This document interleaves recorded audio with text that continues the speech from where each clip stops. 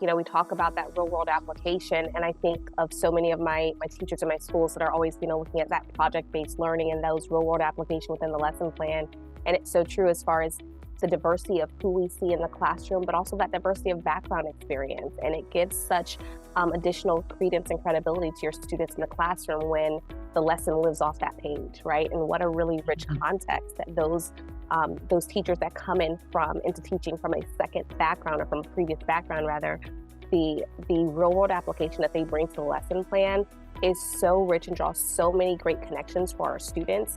It also introduces them to great networks, right? Because if I come from a world prior to the classroom, prior to the K-12 sector, all of those connections, all of that industry knowledge, all of those persons become great mentors, great classroom speakers. They become people that can host interns and write recommendation letters and do summer jobs for my students.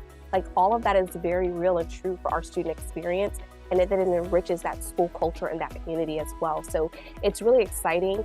One of the things that we talk about a lot in schools are professional learning communities, and that's where teachers really kind of come together and they do that deep dive about their learning.